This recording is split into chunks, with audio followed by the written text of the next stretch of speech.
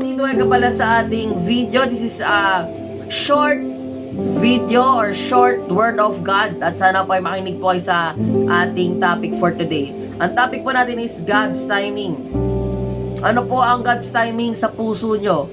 Ano po ang tamang panahon sa puso natin, sa isip natin? Ano po yun? Ito po yung topic natin. Una-una sa lahat po, number 1 rule ko po based on my true story. Rule number 1, trust in God. Yes po, kailangan po natin mag-trust tayo kay Lord. Kasi kung magtitiwala tayo sa Kanya, lahat po yan is gagawin ng tama. Marami po nagsasabi na oo, syempre ay nagtitiwala tayo kay Lord. Syempre ay nagkakaroon tayo ng nagsisimba tayo every day, every Sunday. Lagi tayo nagtatrust. Pero yung trust natin dapat ina-align natin. Kasi po ang alignment po ang pinang-alignment po natin is kailangan po natin mag-surrender kay God. Yun pa yung tamang gawin natin sa buong buhay po natin. Always surrender God. Kasi sabi nga nila, galit si Lord sa makasalanan na tao. Lahat tayo is makasalanan. Lahat tayo ay nagkaroon ng mga bad intention sa mga babaihan natin, mga lalakihan natin. Marami tayong mga bad intention sa kanila. Pero kapag meron tayo, pag tayo ay nag-surrender kay God or our God and Savior Jesus Christ, kailangan po natin mag-surrender. Yung pinamahalaga natin, guys, mga kapatid, para po ay magkaroon tayo ng trust in God. Siyempre po, this is my true story, kaya sana po ay matindihan nyo po ako. And second naman po, number 2 po natin is patience. Maraming mga kabataan ngayon na kagaya ko yung nagmamadali sa pag-ibig, nagmamadali sa love, nagmamadali magkaanak, nagmamadali magkaroon ng asawa. Guys, mga kapatid, mga kabataan na kagaya ko, you need to be patient. Kung palagi tayo minamadali, mawawala tayo sa alignment, mawawala tayo sa trust, mawawala tayo sa surrender. Kasi guys, kung totoo kayo at nagmamahal kayo sa Diyos natin, kailangan natin mag-patience. Hindi po tayo nagmamadali.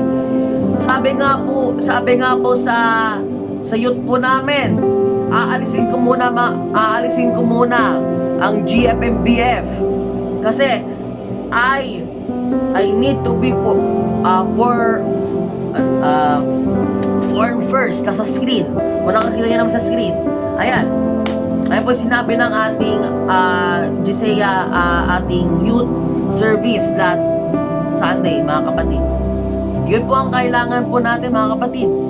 Yan po, mga kabataan na kagaya ko. Ganyan po tayo, kailangan po natin mag-patience. Di po tayo namamadali about love, mga kapatid. Mga kapatid, sa mga kagaya ko po, kailangan po natin hindi po tayo nagmamadali sa buhay po natin. Kasi po nawawala po tayo sa right timing ni Lord. Yun po yung alam ko po na kailangan ko pong gawin or gawin natin ng lahat.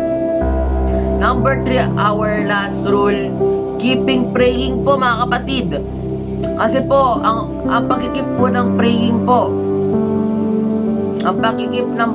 po, ay isang pinakang effective way para po ay magkaroon po tayo ng connection and deeper connection with God, our Savior.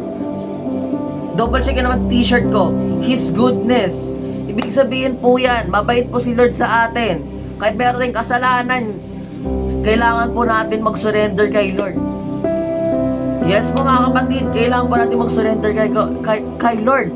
Kasi kung hindi tayo mag-surrender kay Lord, makasalanan po tayo. Sabi nga sa ating t-shirt po, His goodness. Mabait po siya sa atin. Galing po siya sa makasalanan na tao. Oo, hindi tayo perfecto, mga kapatid. Kailangan po natin mag-prayer. Keep in prayer. Kung meron kang gustong babae, kung meron kang gustong lalaki, kung gusto mo maging jowa siya, maging asawa siya, kailangan mo na keep in praying po mga kapatid. Mga kabata na kagaya ko. Mag-pray tayo mga kapatid, mga kagaya ko na youth pa lang at nag-share ng Word of God. Tuloy-tuloy natin ito mga kapatid. Hindi po mawawala po ang salita ng Diyos kung araw-araw po natin siya binabagian ng salita ng Diyos. Mga kapatid, this is my based on true experience po. Ganun ko po na naramdaman ang right timing.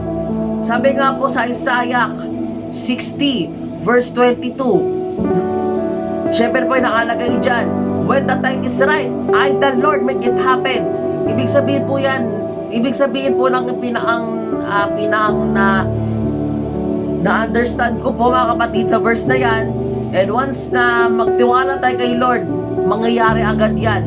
And ngayon po ay nagkaroon po tayo ng blessing, nagkaroon po tayo ng ministry, nagkaroon po tayo ng mga maraming friends. Ganun po ang tamang timing po ni Lord sa ating buhay.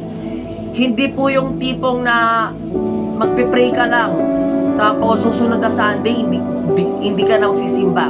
Mga kapatid, alam natin mga kapatid na pinaang ano natin talaga is magsimba mga kapatid.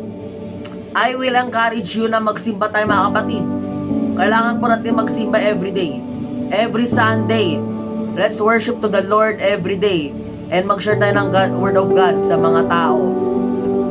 At sa mga hindi pa po naniniwala kay God, right now, maniwala ka na kapatid. Kasi kapatid, kung ikaw ay maniniwala kay Lord, magkakaroon ka ng maraming blessing. Mga kapatid, pinagpipray ko lang sa inyong lahat na maging healthy kayo, maging observant po kayo mga kapatid, mga kagaya mga kabataan.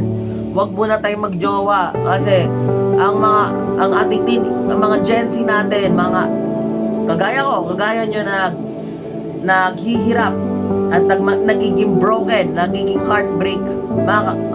Mga kauri ko, mga kabataan na kagaya ko, kailangan mo muna huwag be patient. Mga kapatid, sana po ay nagustuhan nyo po itong topic na to. Pwede nyo po i-follow sa mga social medias account ko, nasa screen nyo na rin. And sana po sa ating next topic po ay makinig pa rin po kayo, magsuporta po kayo. And ako nga pala po si Chris Padilla, ay nagsasabi po ng to God be the glory. Maraming salamat.